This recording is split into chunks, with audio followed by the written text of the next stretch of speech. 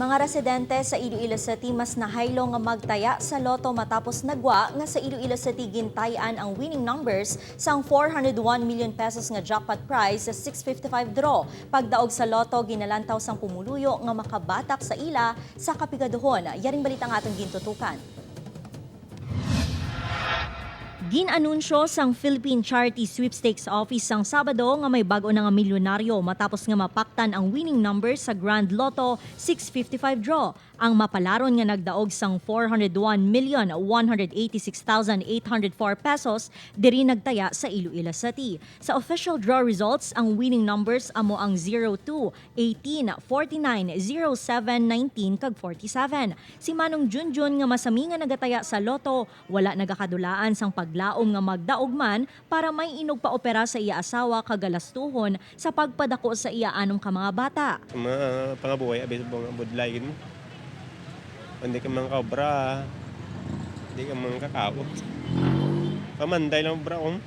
Si Lolo Ben nga 80 anyos ginclaim sa Lotto Outlet ang iya 60 pesos nga daog matapos magwa ang iya tatlo ka numero sa 655. Sunod sa iya, tatlo na lang kuntani para makuha ang jackpot prize. Tatlong wala akong may guwan. Kung nadugang-dugangan, dako katani. Ano nung imo nga matagaan sa tatlo ka number? 27 kag 47.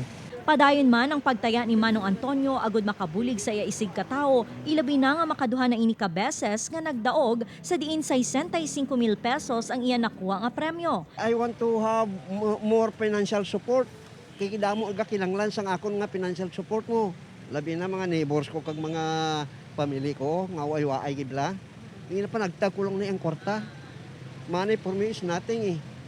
Ang pinaka-importante ang kuan mo bala nga relationship mo sa imo nga within the environment. Naghatag naman sang paglaom sa mga residente sang Iloilo City ang pagdaog sa loto nga gintayan diri sa syudad. Padayon lang ang mga ini sa pagpasimpalad bangod nagapati sila nga makabulig ini nga makatibawas sa kapigaduhon sang kabuhi. Upod kay Romel Porquia, Zen Kilantang, One Western Visayas.